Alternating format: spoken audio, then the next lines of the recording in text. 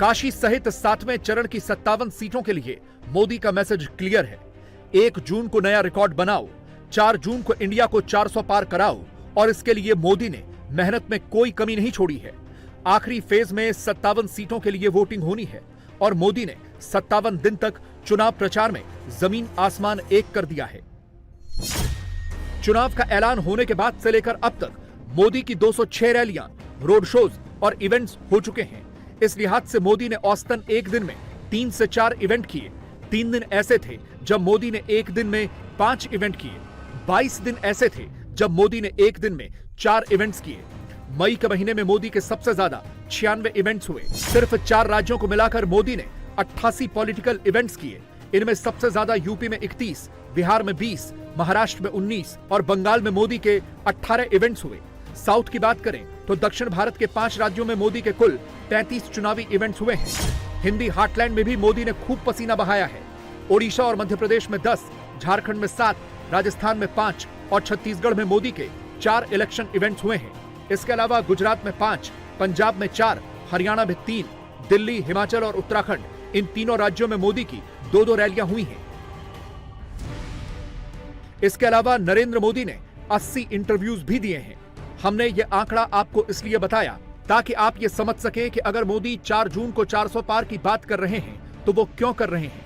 इसके पीछे की वजह ही यही है कि मोदी ने 57 दिन में पूरब, पश्चिम, उत्तर, दक्षिण हर जगह पब्लिक का मूड पकड़ लिया है और इसीलिए उन्होंने प्रचंड बहुमत के साथ तीसरी बार सरकार बनाने का दावा किया है।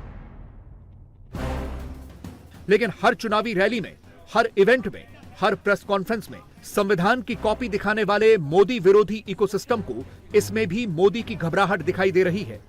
4 जून को मोदी नहीं आ रहे, इसकी आहट सुनाई दे रही है।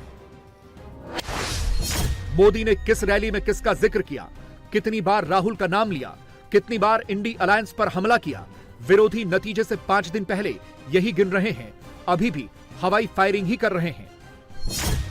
सारे पिछले रिकॉर्ड तोड़ेंगे जो बोल रहे हैं, पर इतना क्यों फिर रहे हैं? क्योंकि मैं नहीं देखा 2014 में इतना फिरे थे, फिर 2019 में भी इतना नहीं फिरे। अब क्यों परेशान है इतने जो आपने आंकड़े हमको दिए? 206 रैली उन्होंने की। तो इसका मकसद ये है कुछ तो गड़बड़ है और वो उनको मेजॉरिटी नहीं मिलने वाली है। इसीलिए उनकी कोशिश ये हो रही है कि खुद भी गली गली चले जाए, शहर शहर चले जाए और गली से दिल्ली तक ये मीटिंग उन्होंने की घबरा के। घबराहट में है ये 4 जून को ये घबराहट खत्म होगी। 232 बार कांग्रेस का नाम लिया, 758 बार मोदी शब्द का प्रयोग किया गया। खुद की रेसो हम बोले सो नहीं है, खुद ही उन्होंने अपने भाषण में ये शब्द इतने बार अपने नाम उन्होंने लिया। 573 बार इंडिया गठबंधन और विपक्षी पार्टियों को, जिससे पता चलता है, विपक्षी पार्टियों की बात की, एक बार भी महंगाई और बेरोजगार बात नहीं की। यानी दूसरे चीजें उन्होंने बोली। मोदी का नाम हुआ, हमारा हुआ, गठबंधन का हुआ, लेकिन बेरोजगारी के बारे में एक शब्द भी अपने भाषण में उन्होंने नहीं बोला। तो ये दर्शाता है कि मुद्दों को उन्होंने अलग कर दिया। सिर्फ अपना नाम लेना, प्रचार करना, ये काम उन्होंने करते रहे। 7वें चरण की वोटिंग से पहले कन्याकुमारी पहुंचकर मोदी का ध्यान मग्न होना 4 जून वाला एक बहुत बड़ा संकेत दे रहा है। हम इस संकेत को आगे डिकोड करेंगे, मगर उससे पहले आपको एक बात बता देते हैं। मोदी की इन तस्वीरों को देखकर विरोधियों को कितनी तेज मिर्ची लगी है।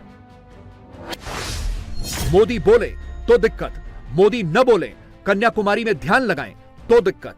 विरोधियों को असली दिक्कत मोदी से ही है। इंडी अलायंस वालों के लिए साइलेंट पीरियड तो बहाना है, उन्हें बस मोदी पर निशाना लगाना है।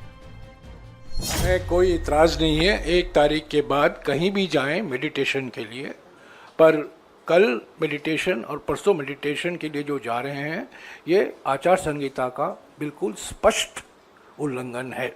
ये हमने चुनाव आयोग को अवगत कराया है।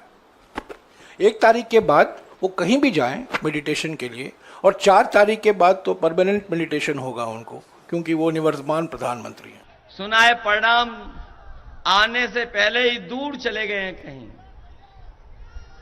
कहीं तपस्या के लिए दूर चले गए हैं, क्योंकि उन्हें भी तो कहना है आखिरी में जब परिणाम नहीं आएगा कि हमारी तपस्या में कुछ कमी रह गई थी।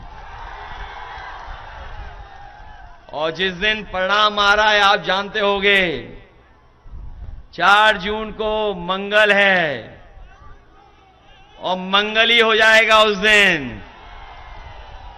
4 जून को है कौन सा मंगल है कि नहीं है? मंगल होने जा रहा है। और जिन्होंने कहा था कि अच्छे दिन लाएंगे, वो अच्छे दिन तो नहीं ला पाए हैं, लेकिन 4 जून को जब हारेंगे तो देश के सुनहरे दिन होंगे, हमारे आपके खुशियों के दिन होंगे। मोदी मेडिटेशन के लिए कन्याकुमारी गए तो कांग्रेस चुनाव आयोग पहुंच गई, कुछ फैक्ट्स को नजरअंदाज कर गई, या कहें कांग्रेस ने बताना जरूरी नहीं समझा। नंबर 1, मोदी कन्याकुमारी में कोई पॉलिटिकल कैंपेन नहीं करेंगे। नंबर 2, मोदी मौन व्रत की मुद्रा में ध्यान में रहेंगे। और नंबर 3, तमिलनाडु में आखिरी फेज में वोटिंग नहीं है। अब इसी पैमाने पर राहुल का फैक्ट चेक करते हैं। 20 मई को रायबरेली में वोटिंग हुई, लेकिन राहुल 19 मई को 120 किलोमीटर दूर प्रयागराज में साइलेंट पीरियड में अखिलेश के साथ चुनाव प्रचार कर रहे थे, बाकायदा लाइव लिंक शेयर कर रहे थे। 26 अप्रैल को वायनाड में वोटिंग हुई, मगर उसी दिन राहुल 500 किलोमीटर दूर कर्नाटक के वेल्लारी में चुनाव प्रचार कर रहे थे, यूट्यूब पर लाइव लिंक शेयर कर रहे थे। क्या इसे आचार संहिता का उल्लंघन नहीं माना जाएगा? आप इसको ऐसे भी देख सकते हैं कि मोदी का 4 जून वाला खौफ इतना ज्यादा है कि विरोधियों को अब उनके साइलेंस से भी डर लगने लगा है, और 400 पार का डर तो इंडी गुट को पहले से ही है।